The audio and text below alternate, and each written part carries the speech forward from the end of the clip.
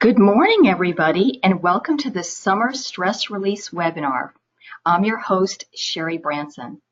I'm now joined by Kevin Davis, the president of Kevin Davis Insurance, and Kevin joins me from Los Angeles. Good morning, Kevin. Hi, Sherry. How you doing? Doing well, thank you. Doing well. How's your summer going so far? It's been a hot summer. Very, very hot summer. Yes. Yeah, it's been hot everywhere. We've been setting records here in Texas. It's incredible.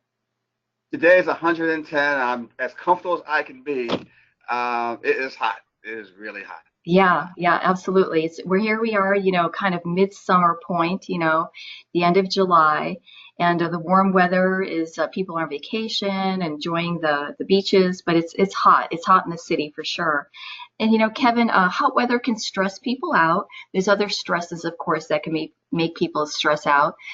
So today we have a great topic where we're going to talk about some tools that people can use to help them deal with stress. Sure. And again, it's the summertime, and when it's hot like this here, people are more stressed than normal.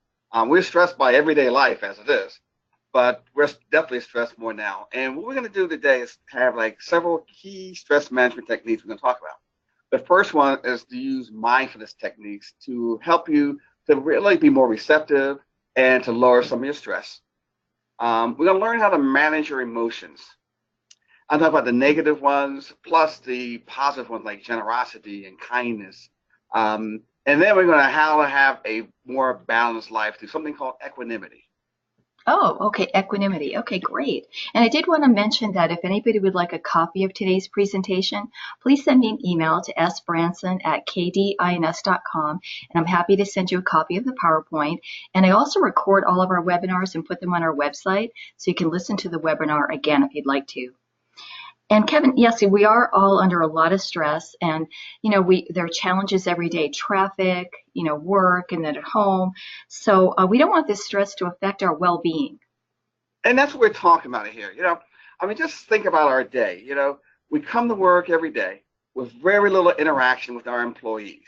All right. We're on the phone, with texting, we do emails, and very little action. And then we have interaction. All right.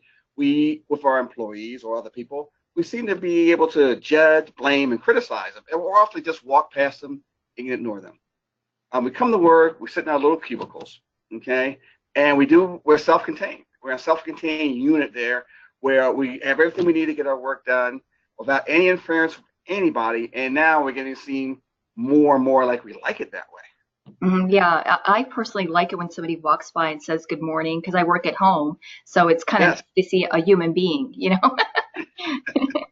But yeah, you're Yeah. right. With technology, technology makes us more efficient. We can do our jobs faster, but at the same time, you are more disconnected from people.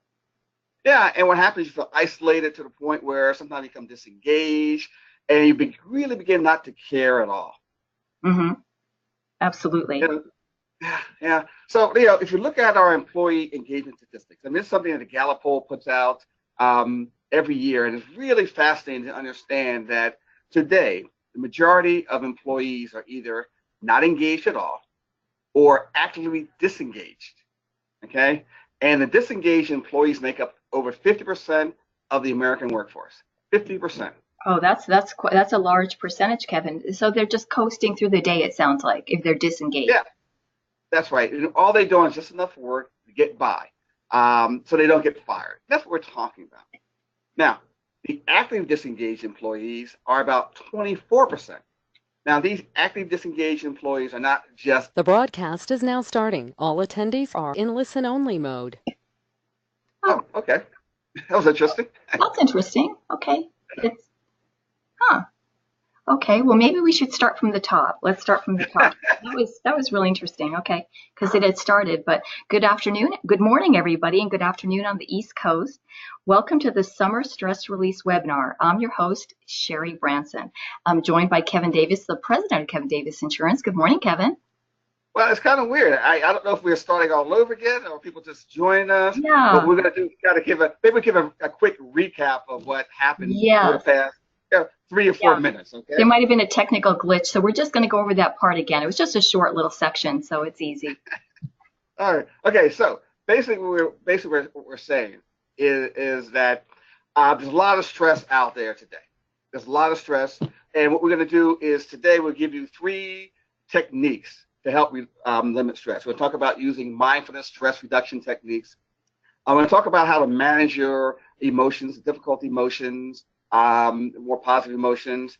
And then we'll talk about something called equanimity, which is how to live in balance. Okay. For the past 5 years, I've been a mindfulness instructor, and it's something that made a difference in my life. I think it'll help reduce and limit stress for the people out there today. So that's a recap. Where we pick it up now is we're talking about employment engagement status. Okay. So we're all caught up now. We're back to where we started. Mm-hmm. Okay. So basically what we're saying is that 50% of the American workforce right now is disengaged. Okay, 50%, Kevin. That's a large percentage. Exactly. Now, 24% is actively disengaged. Wow. Okay. So that 24%, not only they're unhappy at work, but they're busy making everybody else unhappy also. Oh, okay. So they might have a bad attitude. They might be on social media a lot, that kind of a thing, right? Yeah, exactly. So when Gallup does this poll, okay, this employment engagement poll, they found out that disengaged workforce costs between 450 to 550 billion dollars a Wow. year. That's a lot. That's a lot of money. Yes, yes. Now, here's an interesting thing. We talk about the generations, right? Traditionalists are the most engaged group at 42%. When you say traditionalists, what do you mean by traditionalists, Kevin? Okay, this is that group that was born before 1945, the Oh. World War II. Oh, okay. So there are a few people of that age group still working. You know, they must have a different work ethic in that age group. Well, look, they're in their early 70s, so that makes them, they should be pretty happy just to be in their early 70s, I guess, so work or not. So. Right, right. Yeah, yeah. There's a few, yeah. Wow, that's interesting. Very, very interesting. Now, the interesting thing really is that millennials are the least engaged group according to the study.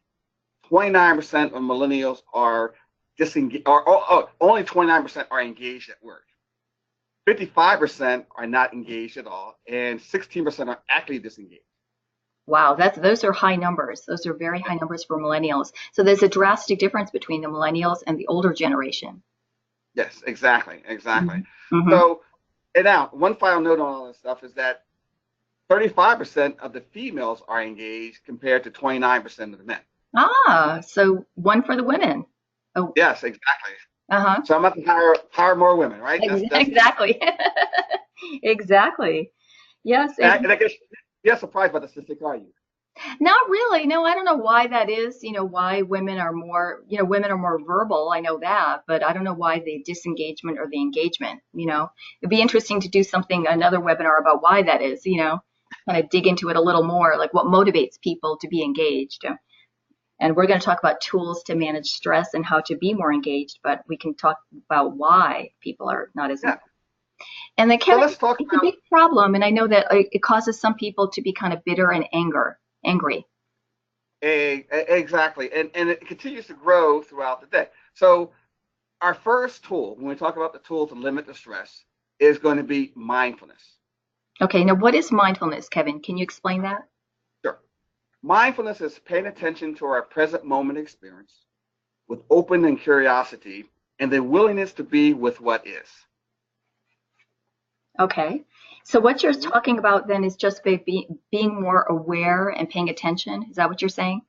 Exactly. Without judgment. That's the key. So, basically, if you really think about it, most of us go through our entire day on autopilot, where we're not really paying attention to what's happening right now at the present moment. In fact, some people are listening to us right now, paying attention to us, but they're also working on their emails, doing their texting, and doing other things. Mindfulness is about paying attention. So let me look at your morning, for example. Okay, tell me how your morning's been, your day's been so far. Mm-hmm. Well, typical webinar day, work on the PowerPoint in the morning, read over the script. You and I are always making changes to the script and going over the changes, etc., answering emails, that kind of a thing, talking to an underwriter about a trade show, that kind of stuff.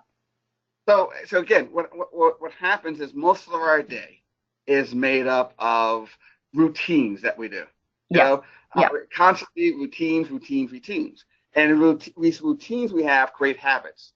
And the habits are formed for one reason, so that our minds can save energy. Whenever we think and have to get things done, our brains takes a lot of energy to do that. So what our brain has done is to really save energy is develop routines and habits, so that basically when we're not focused and concentrating, we're on autopilot. And a perfect example is when I go to work every day. I get in my car. I'm on autopilot for an hour to go 8 miles to my office. Autopilot all the time.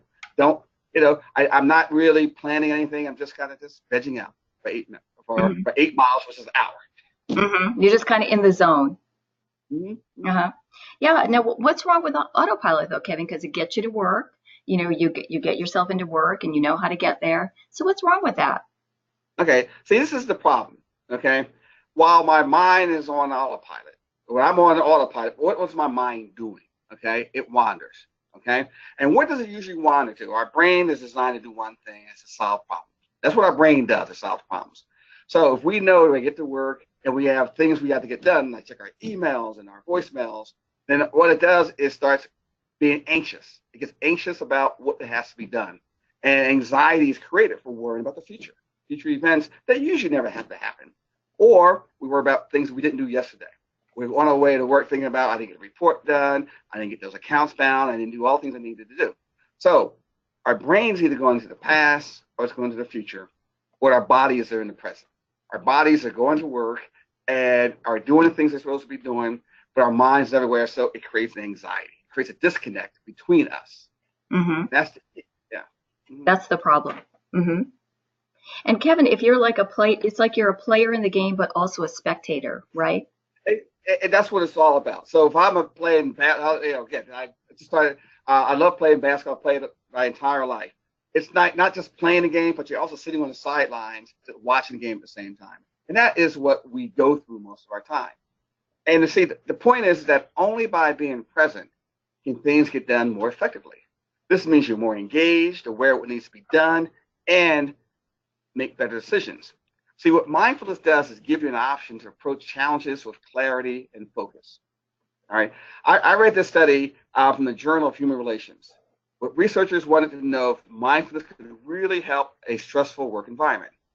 Their findings show that workers who were more mindful had increased job performance and were able to perform a job and have maintained their focus on what the customer was asking for. So their focus is so that they're giving better customer service. Yes, it's about focus and clarity. You have more focus and clarity. See, those who practice mindfulness, there's calmness in them, and it allows them to be open and curious. And when you're open and curious, you can make those informed business decisions. Mm-hmm. You're not stressed. You can take more time to recover from it. Because when you're stressed, okay, when you're anxious or you're thinking about things that happened in the past, you're going to tend to overthink things. You're going to overreact to situations. You're not able to listen to people and to find out what actually is going on. Mm-hmm. Mm-hmm. Yeah. You're not able to solve the problem. You're not able to solve the problem. The stress is overtaking the problem. Exactly. So when you practice mindfulness, you can actually see things as they are and what reality really looks like. Mm-hmm. Okay. And how does it work, Kevin? How does mindfulness work? Okay. Well, first of all, it starts by making a choice. You got to make a choice to become present. And you're making conscious choices of being aware and what does it look and feel like in each moment.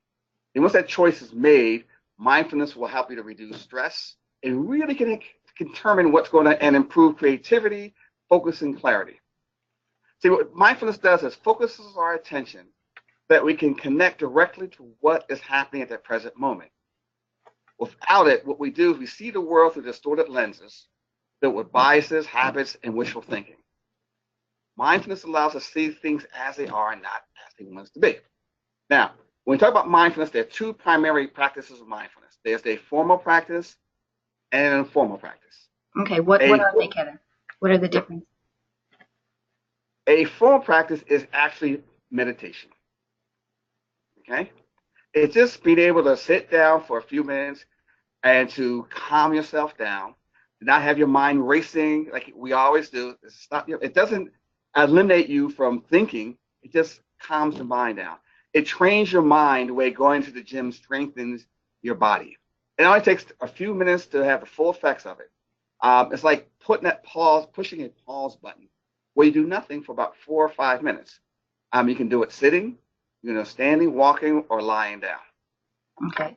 If I did it lying down, I might fall asleep, but Well, you know what? I tell you, if you do, even if you do it in a chair, you may fall asleep. that's true. In fact, when I first started, I would go home every day at 5 o'clock and tell my wife I'm gonna meditate for the next 20 minutes, and she ended up waking up an hour and a half later. So, How was your nice meditation, Kevin? exactly. So you got to be really, really careful. And now I time it so I do it first thing in the morning. I do it for anywhere between 10 to 20 minutes every morning, sitting. Sometimes I do walking, but that's how you do it. That's the formal meditation practice. Formal mindfulness practice is meditation. And there are classes Yeah. that you can take on that, right, Kevin? There are mindfulness Exactly. classes. Yeah.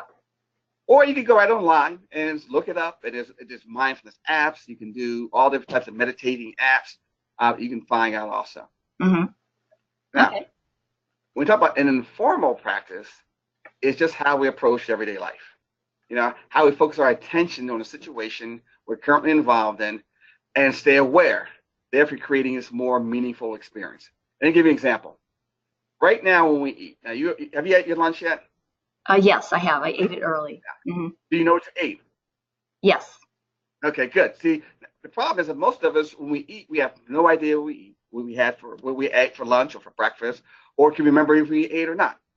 Now, but by being mindful, though, the food tastes better, you eat less of it, and you remember what you ate. Ah. Now, Sherry, I want you to do an experiment, and everybody who's listening to it, I want you to experiment.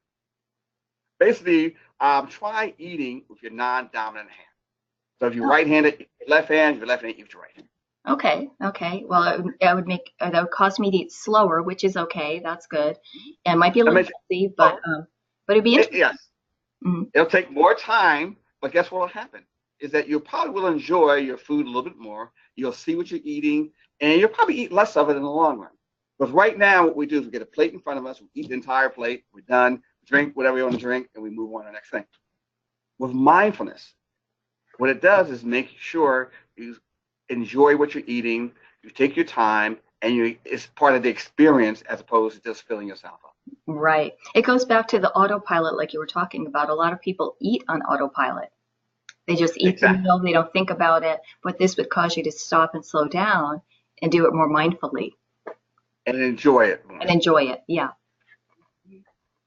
So let's move on to the second tool we're talking about, and that is managing your emotions. Okay. Okay. Now, when we talk about our experiences in life, they are going to be pleasant, unpleasant, or neutral. The pleasant experience we want more of, the neutral probably get ignored, and then pleasant experience, that's where the problem exists. When I mean neutral, if I ask you what did you do, Sunday afternoon at 3 o'clock, you have no idea. Because most of the day, it's neutral. We don't remember. No. Not a specific time. Exactly. But the pleasant things. If I said, what did you do over the weekend that we really enjoyed? You got it. You smile. But the problem is that we spend a lot of our energy there worrying about the negative emotions. In fact, to the point where we're more comfortable expressing negative emotions such as anger and sadness and anxiety than the positive ones. The positive emotions such as kindness, generosity, gratitude, and compassion are qualities we all have, but need to be developed. Interesting. Mm-hmm. Interesting. So that's something you can work on, right, Kevin?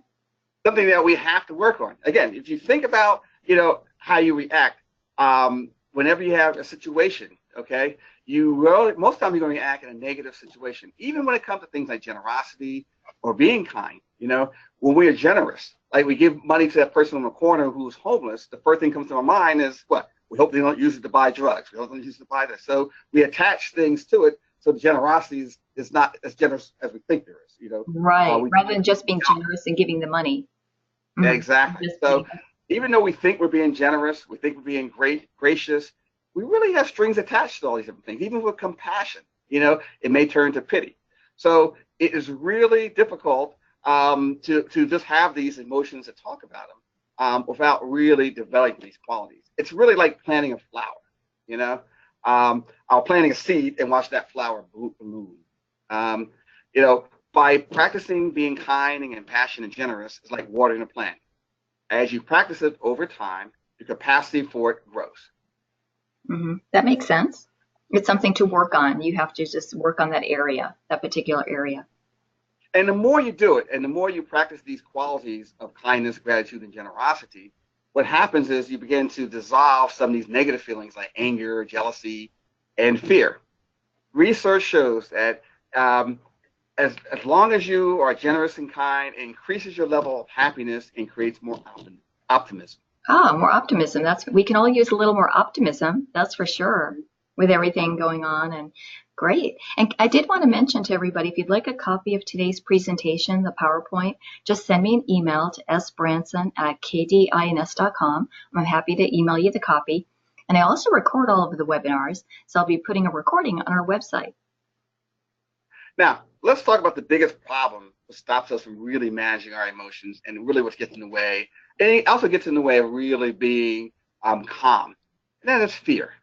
Right now it is just a fear out there. And we talk about fear. We talk about things like fear of failure, the fear of the unknown, uncertainty. These all create problems based on fear.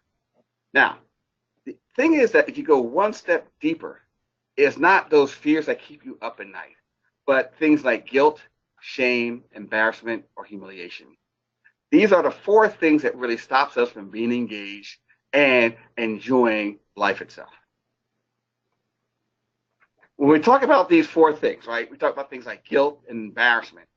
These things are behaviors, okay? Shame is internal and humiliation is external. Okay?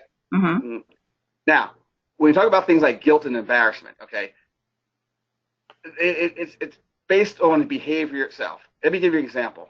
Like, when I go out to dinner and I spill something on my shirt, okay, it's embarrassing. I think the whole world's watching me. You cover it up, you put your hand over it. It's an embarrassment.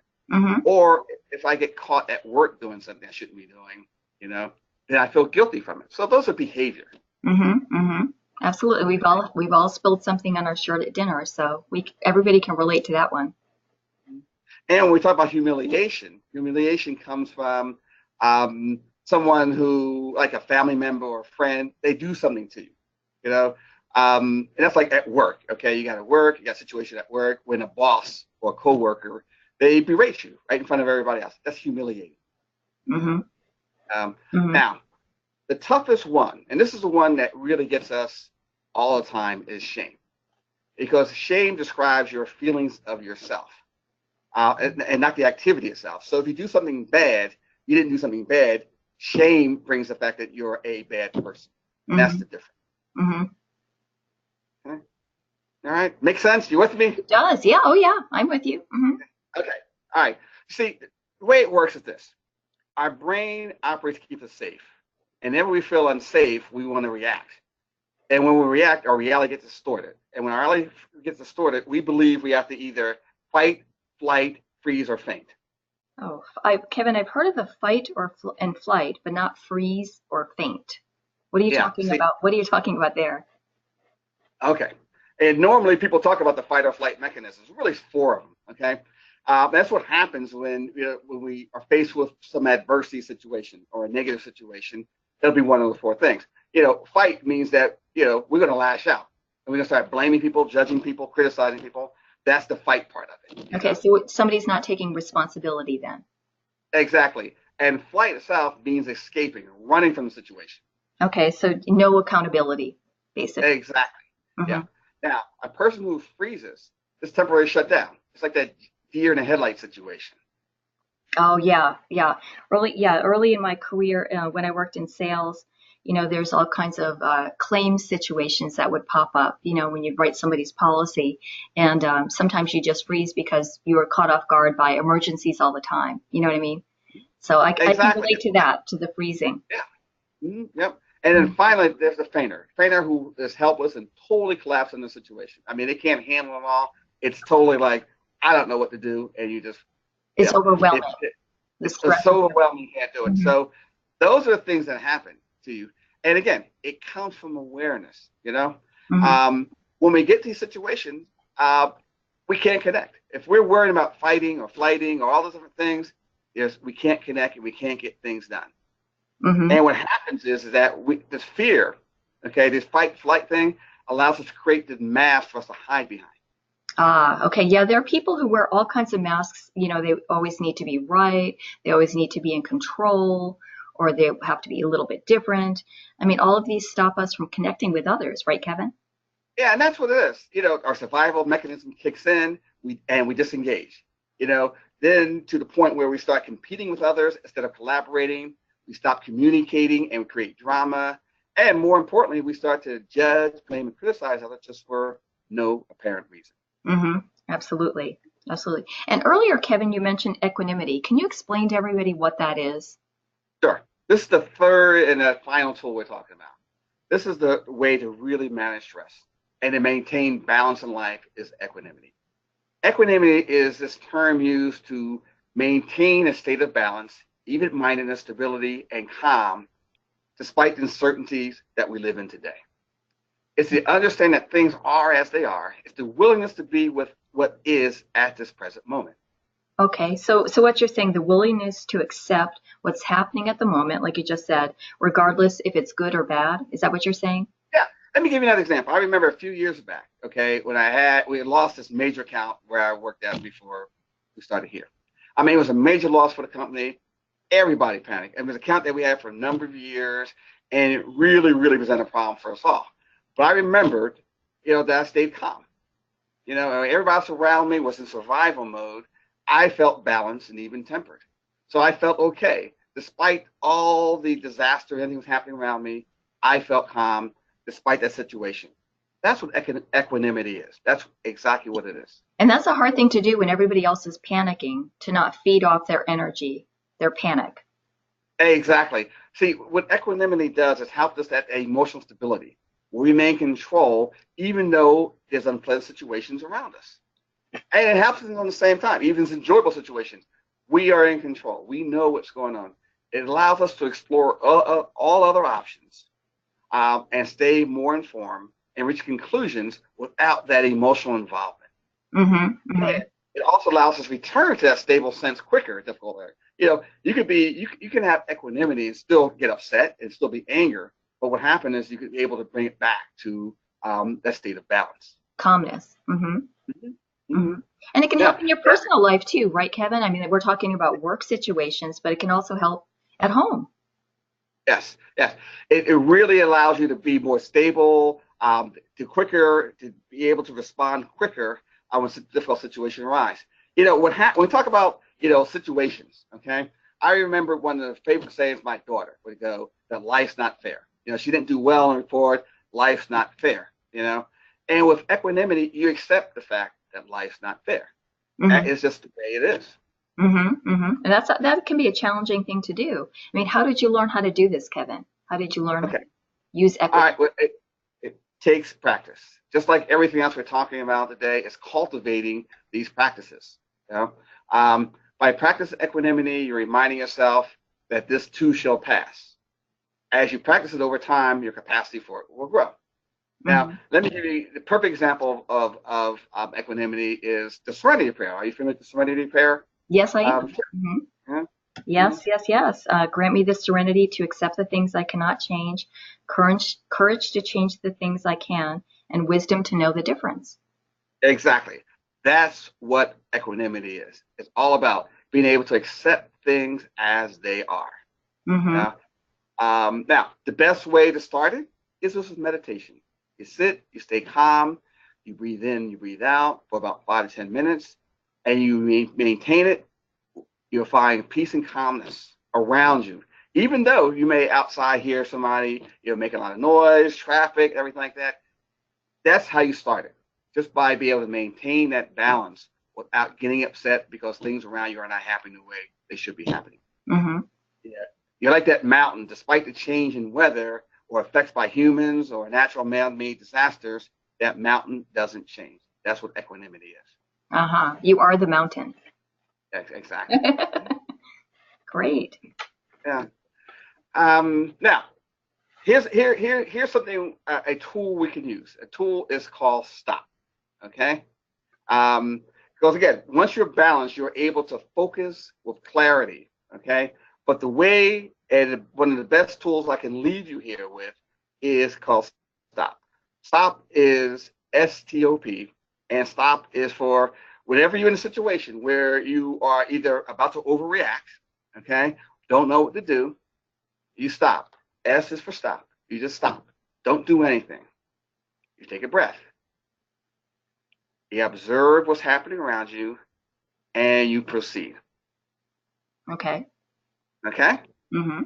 So that is probably one of the best things I can leave you here with today is that is to stop, because again, there's so much stressful situations that are happening out there. There's so many times that we act there and we react to certain situations. That what we really want to do is be able to do is have a mechanism to do it, and stop is the mechanism. Again, it says stop, take a breath, observe what's happening, and then proceed. Mm-hmm. It's a way to cope with stress and cope with situations that are, out of our control, and just stay calm and also just manage it well and not get ill over it or have it really negatively affect our lives.